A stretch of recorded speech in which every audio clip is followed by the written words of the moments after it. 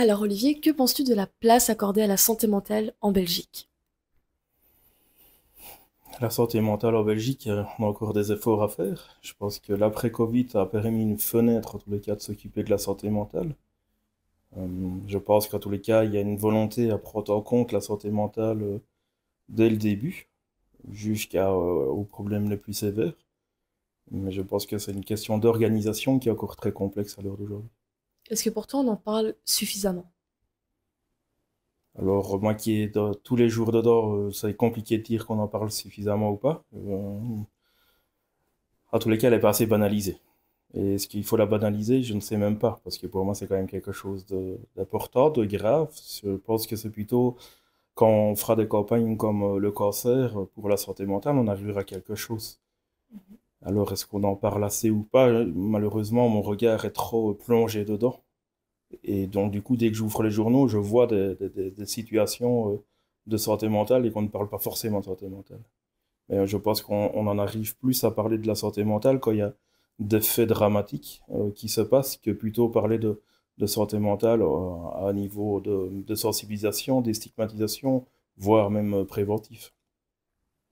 Pourquoi est-ce qu'à ton avis il y a ce manque au niveau de la prévention de la santé mentale? C'est plus facile pour tout le monde de mettre les problèmes de santé mentale sous la couverture. Je pense que c'est ce que j'ai fait moi-même en fouillant dans mon camion, donc je pense que c'est humain. Mhm. On n'a pas envie de remuer tout ça, parce qu'on a, je pense qu'il y a aussi une question de responsabilité collective, de prendre soin des uns et des autres. Et là, je pense que les dernières années, on est un peu plus dans un monde individualiste qu'un monde collectif. Est-ce que pour toi la santé physique reçoit plus de subsides de la part de l'État que le domaine de la santé mentale?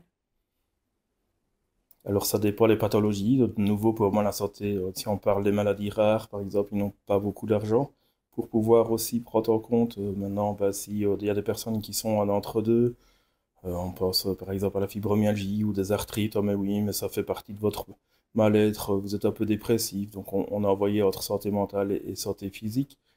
Je pense qu'il y a quelque chose qui n'est pas assez intégré dans les soins. On parle trop on fractionne trop en fait les différentes enveloppes entre physique, somatique finalement et mentale. Est-ce que tu pourrais nous en dire plus sur le fonctionnement du système ici en Belgique concernant le domaine des soins de santé? Comment est-ce que ça fonctionne en Belgique? Alors en Belgique, ça fonctionne de manière très parsemée, puisque ça dépend des fois des régions, ça dépend des fois au niveau du fédéral. Donc, bah, ça dépend les institutions aussi après, ça dépend si c'est une institution régionale, ça dépend si elle est chapeautée par le fédéral, ça dépend si ça a été discuté au niveau euh, si c'est une institution finalement fédérée, du fédéral. Donc, je pense qu'il y a la conférence interministérielle qui permet d'harmoniser ça de plus en plus. Mais je pense qu'il y a encore du travail à faire pour que tout le monde se mette d'accord. Quelles sont les mesures les plus récentes qui ont été prises par notre gouvernement concernant les soins de santé mentale? Alors, je pense que c'est les soins psychologiques de première ligne qui a quand même été quelque chose qui a été mis fort en avant ici les 3 dernières années. Je trouve que, enfin, même un peu plus que 3 ans, je pense que c'est même 2019, depuis 2019, après Covid, il y a vraiment une enveloppe qui a été dédiée à pouvoir prendre en compte ce mal-être finalement de la société. Et pour moi, c'est une des plus grosses enveloppes qui a été mise euh, pour la société. Ok. Et qu'est-ce que ça veut dire être psychologue de première ligne, par exemple? Donc à l'heure d'aujourd'hui, on peut voir des personnes qui ont des troubles légers à modérés. Donc on peut penser à quelqu'un qui se pose des questions sur sa consommation d'alcool ou quelqu'un qui pense qui s'inquiète de plus en plus et qui peut aller consulter ou par exemple un deuil, des choses comme ça.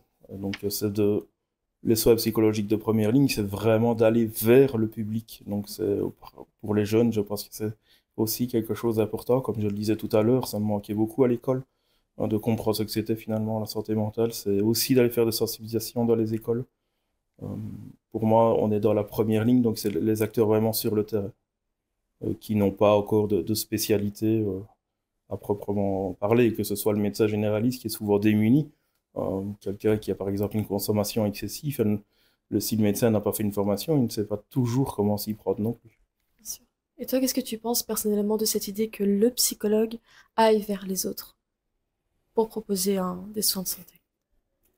Alors moi, je suis partagé parce que j'entends souvent les psychologues qui disent, mais oui, mais c'est compliqué de pouvoir aller vers, parce qu'il faut qu'on attende qu'il y ait une demande, mais avec certaines personnes, c'est quand même très compliqué d'avoir une demande. Et puis c'est surtout, bah, si je prends mon cas personnel, c'est Mhm. quand même très difficile finalement de me dire, ok, bah, j'aurais pu aller voir une psychologue bien plus tôt que ça, pour pouvoir finalement ne pas en arriver à avoir autant de rendez-vous psychologiques et que ça dure autant de temps.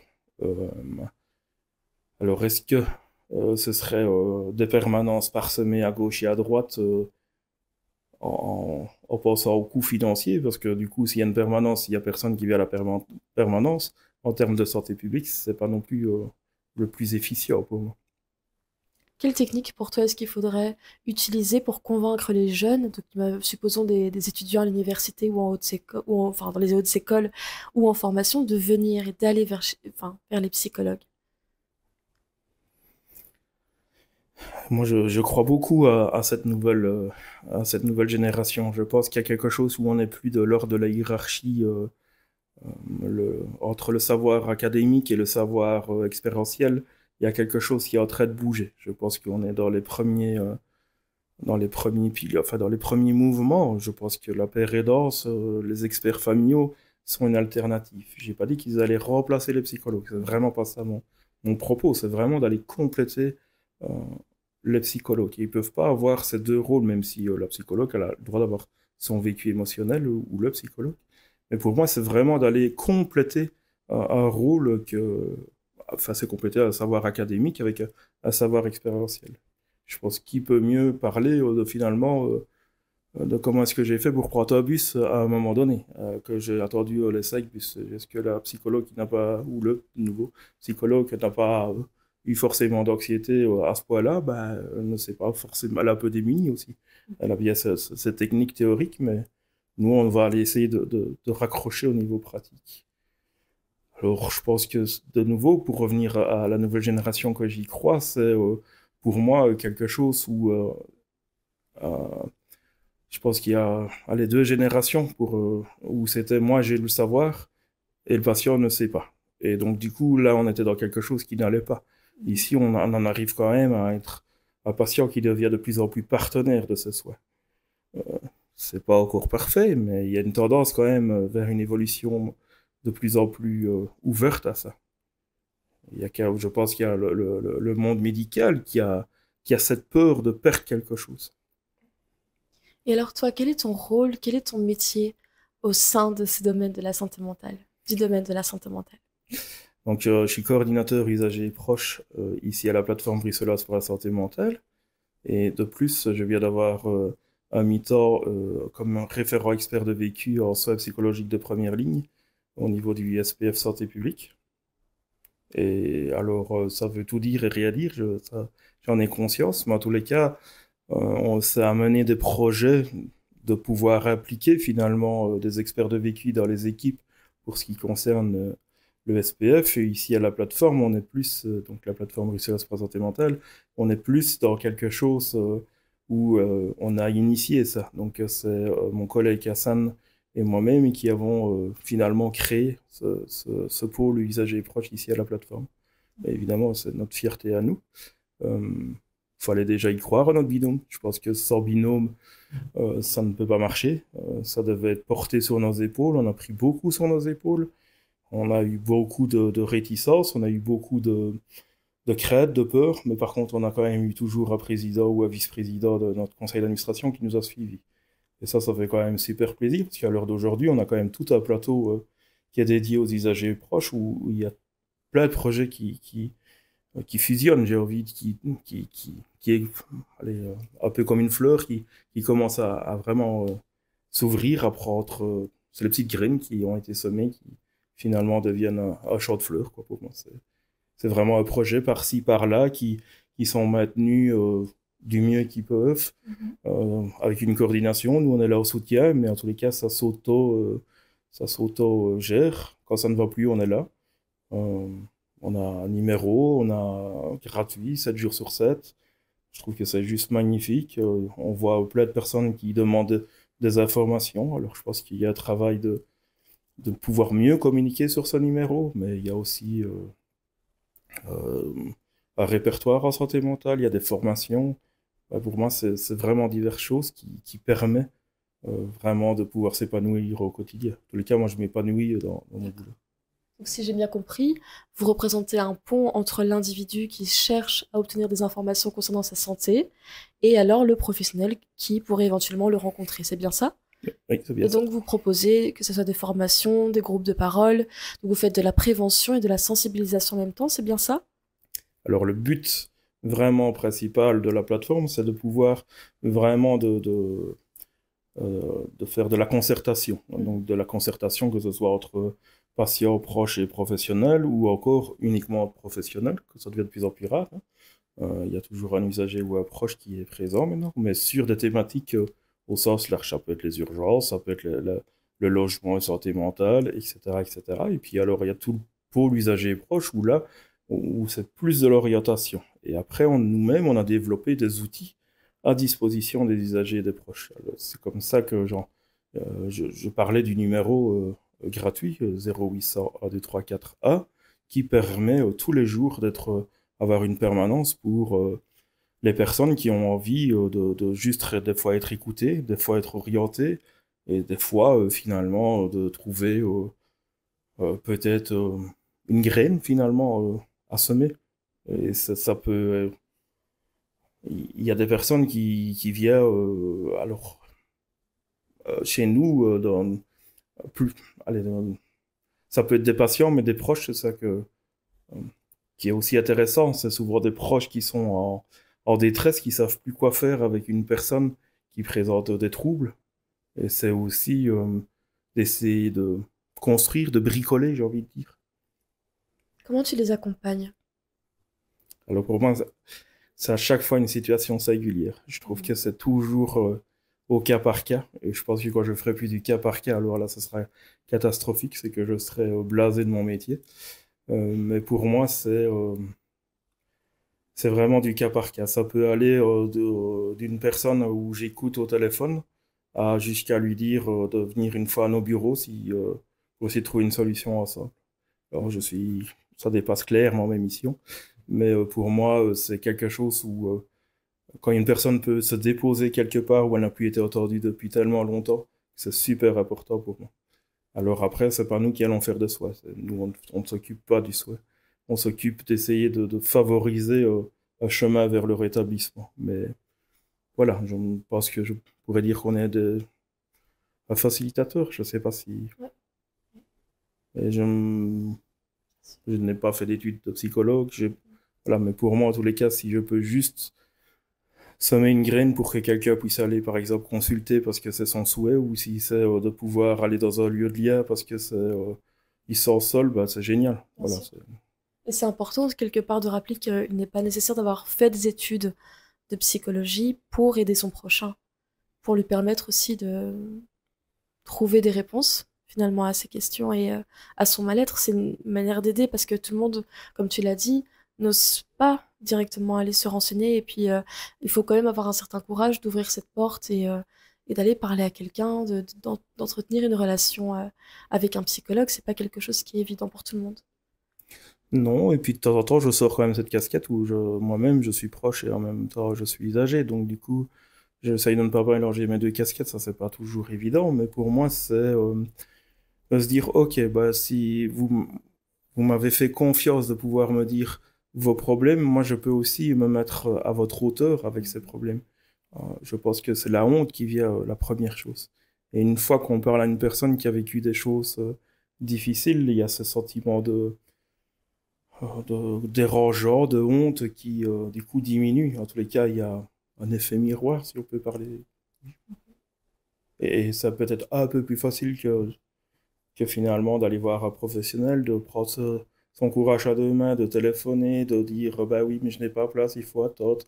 Et donc, du coup, voilà, c'est peut-être rendre possible ce qui est impossible, je sais pas.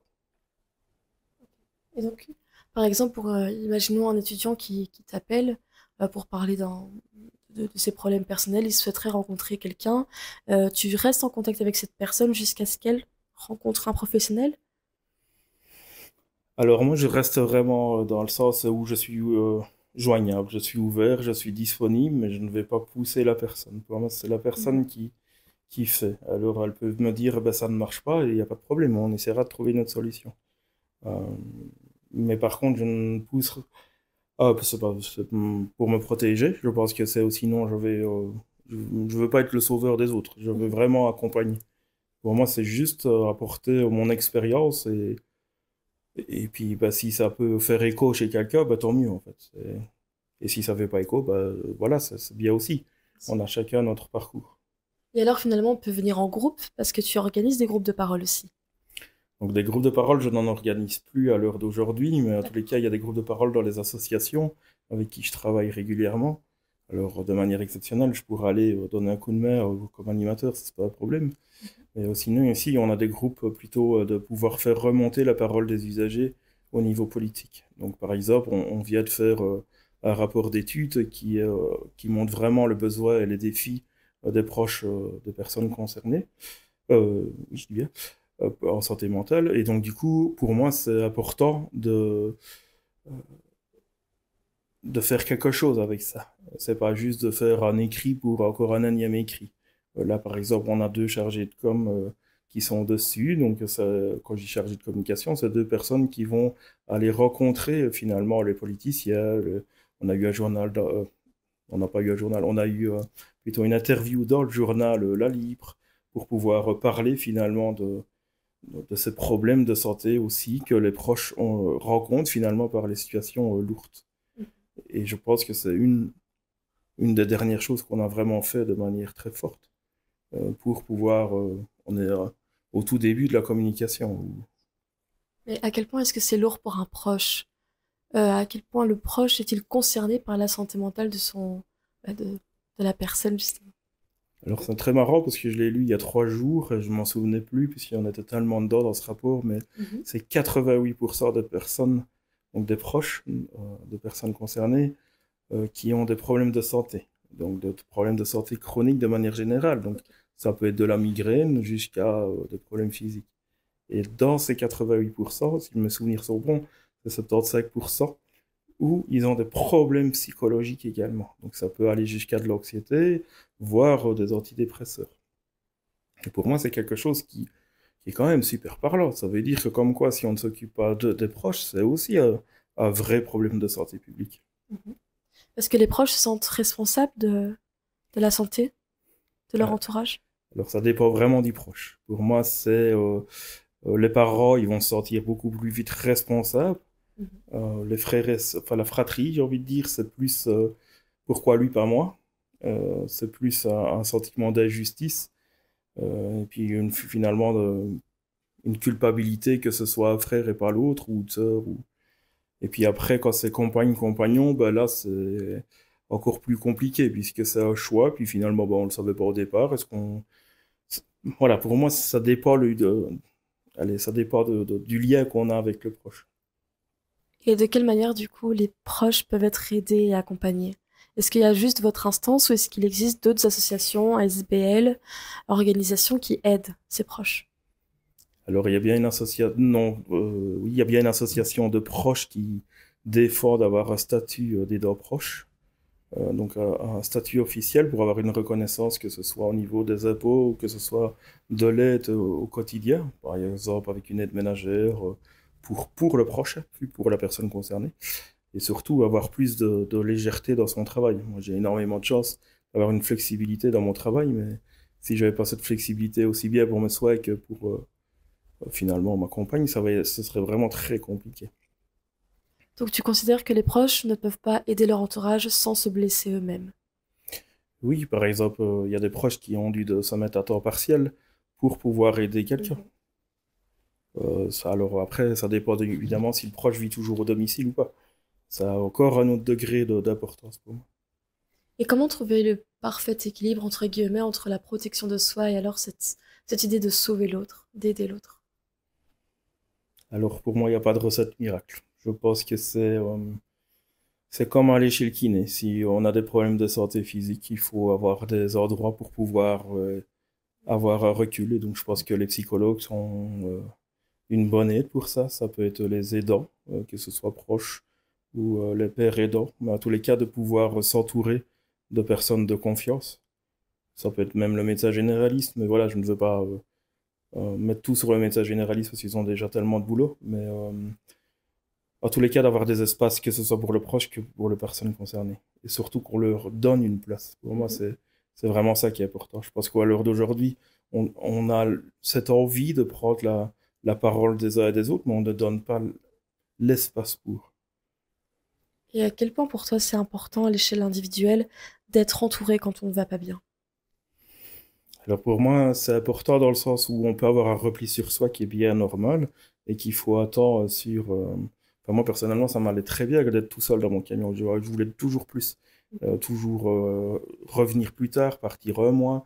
Je vais même exagérer là-dessus, donc je rentrais quasi plus moi au domicile. C'est je fouillais mes problèmes, mais ça me fonctionnait bien. Jusqu'à un certain moment où ça a complètement explosé. Mais par contre, rester tout le temps seul chez soi, bah, finalement, on reste dans nos problèmes. Et donc, du coup, bah, ça ne nous aide pas à s'en sortir. Et je dirais, comment faire en sorte de trouver un bon entourage quand on ne se sent pas bien? À qui est-ce qu'il faut faire confiance? Euh, Comment est-ce qu'on peut trouver les mots finalement pour exprimer ce qu'on ressent? Est-ce que tu as des techniques? Est-ce que tu as peut-être des livres que tu as utilisés ou peut-être même des vidéos, des chaînes podcast et autres? Comment est-ce qu'on fait pour s'exprimer? Bah, je pense que déjà ici, c'est une première pour moi. Donc, moi, les podcasts, ça, j'avais jamais fait. J'ai bien eu une interview pour parler de rétablissement, mais parler de moi, parce que c'est vraiment une des premières fois que j'ose parler comme ça. La deuxième, pour moi, ça doit être pourquoi pas écrire un livre?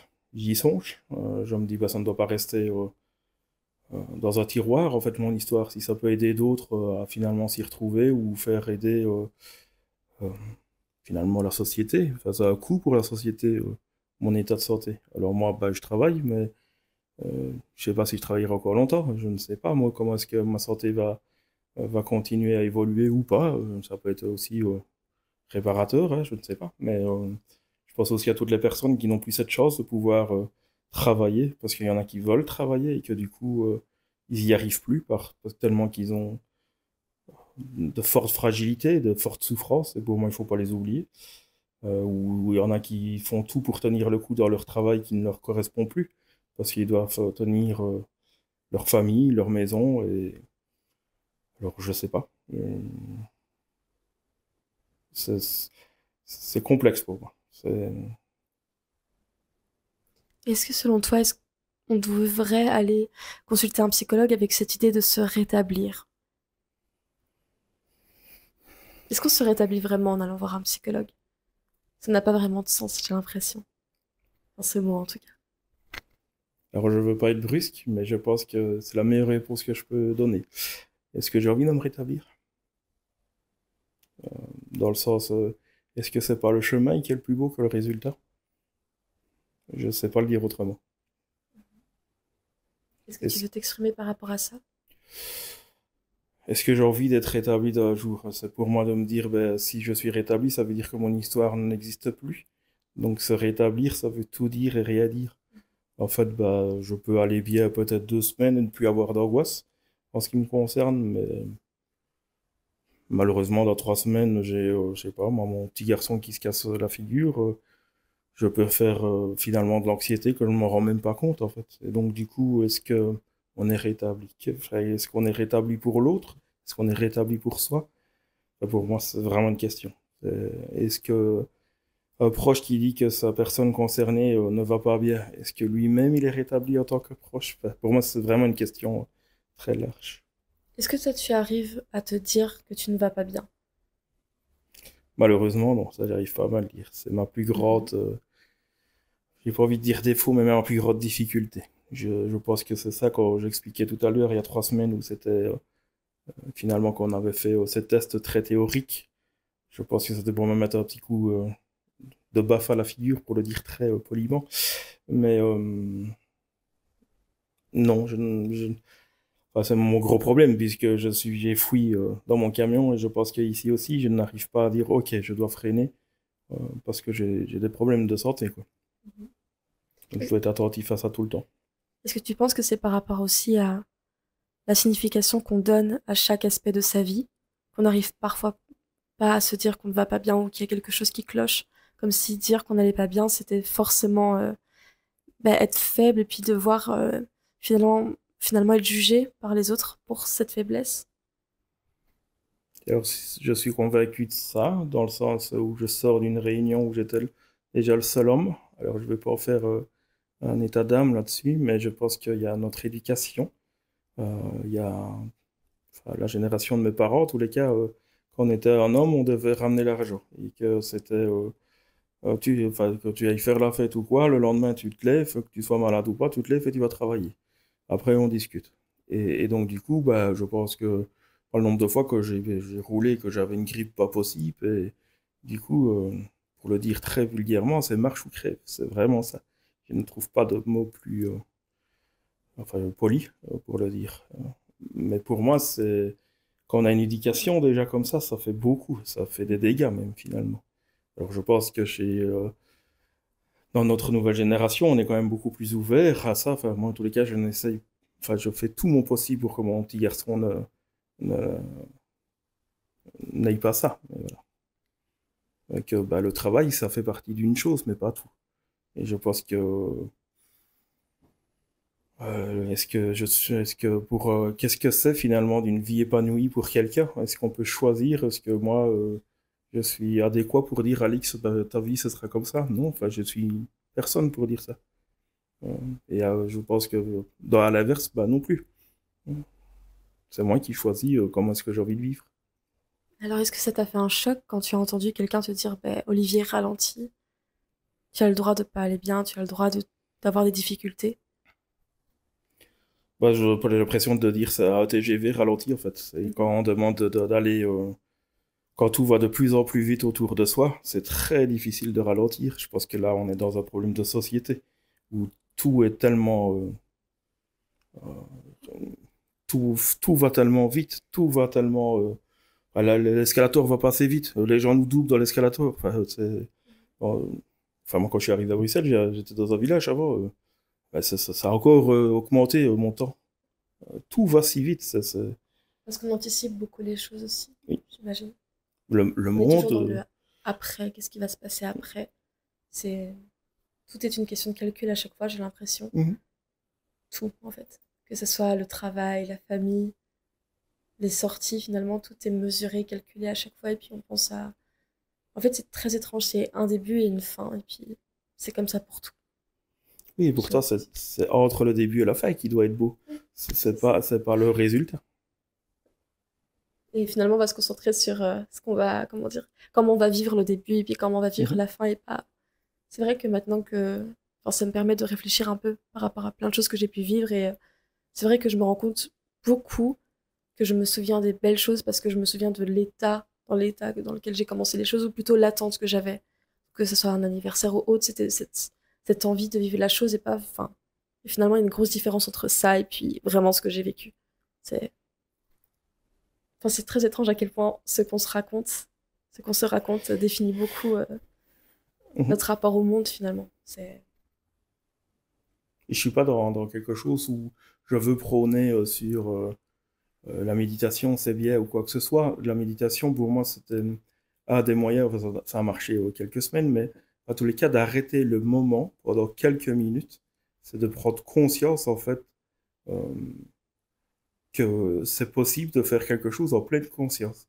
Alors après, qu'on fasse la sophrologie, enfin, tout ce qu'on veut, enfin, peu importe les techniques derrière, mais en tous les cas, prendre conscience Mhm. qu'on est dans, bah, par exemple, en train de faire une interview, enfin, c'est juste magique en fait. Ça, pour moi, c'est un des plus beaux cadeaux qu'on m'a donné.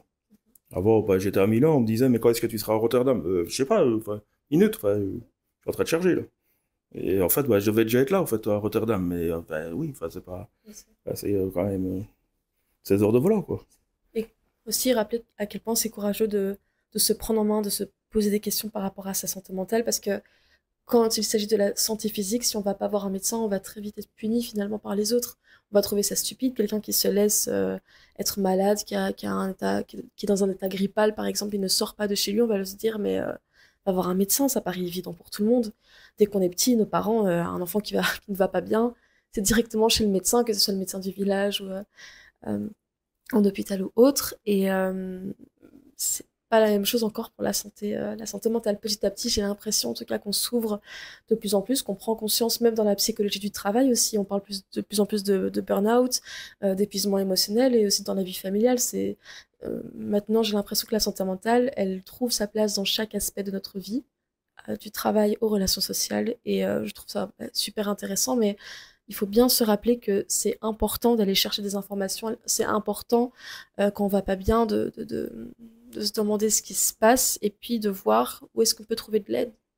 Tout comme du coup on le ferait pour un symptôme physique. Oui, et dans l'autre sens aussi, de ne pas tout sentimentaliser, même si Mhm. c'est pas très français, Aussi. mais voilà. Oui, bien sûr.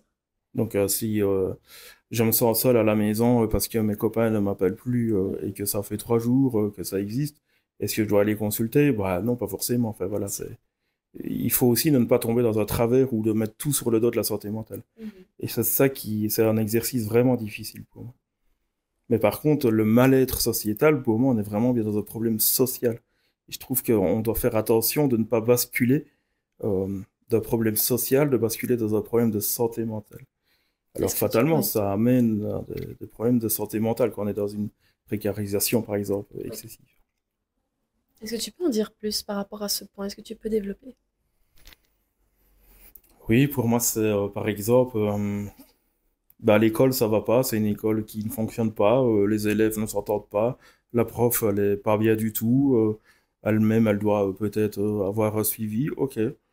C'est quelque chose qui est, bah, d'abord, bah, respect, il faut que le professeur ou la professeure s'occupe d'elle, mais est-ce que bah, du coup, est-ce que les élèves sont plus bruyants que d'habitude, n'écoutent pas? Est-ce que c'est forcément un problème de santé mentale individualisée ou est-ce que c'est un problème finalement de donner du sens à ce qu'on apprend?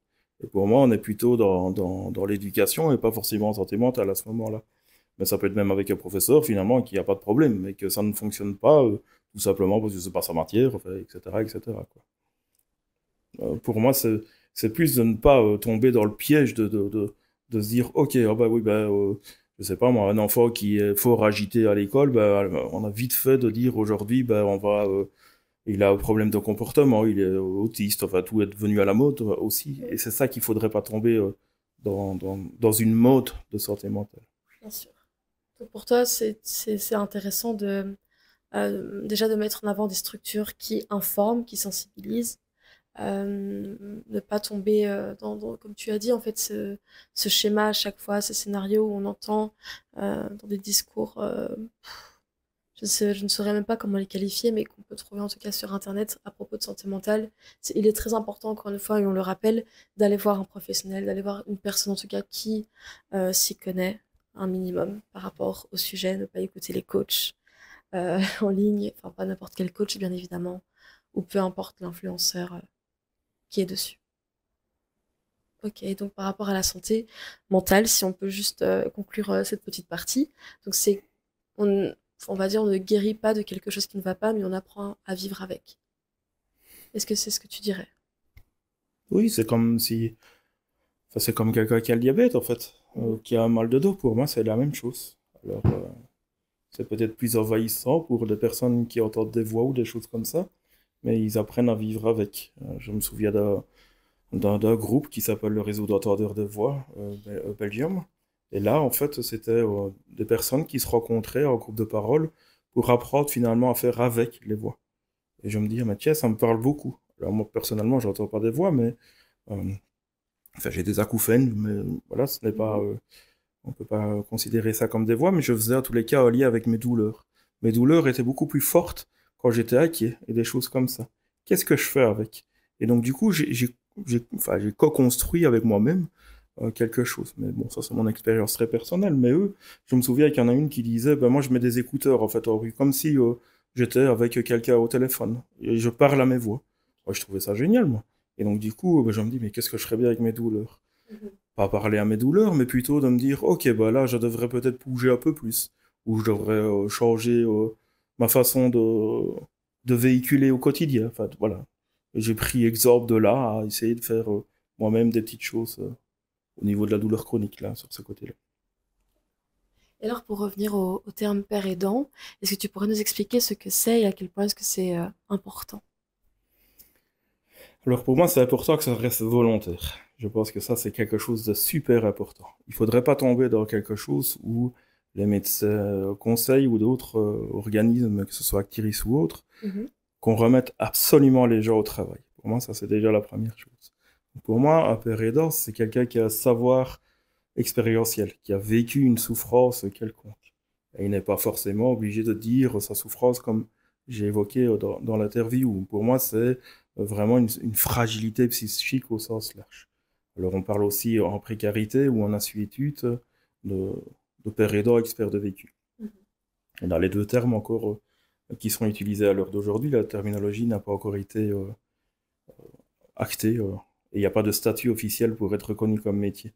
On voit des équipes, en tous les cas dans les hôpitaux ou même dans les équipes mobiles, où il y a des pères aidants dans les équipes. Ça commence tout doucement avec les psychologues de première ligne, pour faire lié à ce qu'on disait tout à l'heure. Euh, Moi, je me souviens, c'était pas encore aussi développé, donc c'était 2013, où c'était un risque, on peut le reconnaître, la psychologue et moi, on était OK, on se connaissait. C'était ma psychologue qui me suivait à ce moment-là, mais on a fait un groupe de parole où moi-même, je donnais finalement mon regard d'expérience. Alors, on a osé, on a foncé. C'était pas très très bien vu de la maison médicale par les autres professionnels, faut quand même bien le reconnaître. Mais par contre, les participants, eux, ils ont vraiment trouvé une plus-value de pouvoir compléter un savoir académique avec un savoir expérientiel. Donc, il y a personne qui a été volé de sa place. Moi, je me suis sorti à ma place, parce que j'avais juste dit, ah, bah, pour moi, c'est intéressant, en ville, bah, je descends un arrêt plus tôt. Ça me permet de marcher 300 mètres, c'est ça de gagner. Et puis après, j'essayerai 2 arrêts pour essayer d'augmenter du mouvement dans mon quotidien, puisque c'était un groupe autour de la douleur chronique. Euh, D'autres disaient, ah, mais non, moi, c'est impossible de faire 300 mètres. Bah, c'est pas grave. Bah, descends à l'arrêt de bus et ben, on va jusqu'au passage pour piétons et ne traverse plus n'importe comment la rue. Et ça fera gagner quelques mètres. Commence comme ça, tu verras, ça pourra faire quelque chose. Ou un escalator et puis un escalier. Enfin voilà, on avait trouvé des trucs et astuces. Et elle venait très fort sur le schéma du cerveau et le cercle vicieux de la douleur chronique. Ouais, toute la théorie finalement de la douleur chronique. Eh bien, je te remercie Olivier pour ce podcast. Et pour terminer, est-ce que tu aurais un message à véhiculer auprès des jeunes par rapport à la santé mentale et à l'importance d'aller consulter si on en ressent le besoin, ou même de te téléphoner, ou en tout cas de rentrer en contact avec ton instance? En tous les cas, moi je suis toujours ouvert à pouvoir parler avec tout le monde, ça c'est sûr. Bah, de nouveau dans mon secteur, hein, donc toujours dans un savoir expérientiel. Euh, Évidemment, si on peut orienter, j'orienterai aussi vers un Mhm. savoir plutôt académique. Une phrase, moi je remercie juste tous les gens que j'ai croisés sur mon chemin, que ce soit des proches, que ce soit des convaincus, que ce soit des professionnels, que ce soit même des gens avec qui je me suis pas forcément entendu, mais ils m'ont fait grandir. Et pour moi, je trouve que c'est ça le plus beau. Euh, un message, je pense que il faut y croire. Il faut y croire qu'il y aura une société plus juste, plus équitable, j'ai envie de dire. C'est pas parce qu'il y en a un qui a plus difficile à l'école que c'est quelque chose de grave. C'est comment est-ce qu'on fait ensemble pour que tout le monde puisse réussir finalement son année. Je pense que c'est en se serrant l'écoute, si j'ai un mot aux jeunes, je pense que c'est ça. C'est vraiment de retrouver peut-être ce qu'on avait il y a 25-30 ans, de pouvoir retrouver cette solidarité, euh, cette envie d'aller vers un mieux, et peut-être avec une intention particulière, c'est bah, les personnes qui sont peut-être dans un coin de la classe et qui ne disent pas grand-chose, qui sont des fois harcelées, des fois avec une souffrance même psychique sévère. C'est pas grave, c'est juste des personnes, elles ont le droit de vivre aussi des moments compliqués, mais restons unis. Pour moi, on est tous différents, et finalement, on est tous les mêmes avec nos fragilités. Merci beaucoup Olivier en tout cas pour De ce rien. podcast. À bientôt. À bientôt.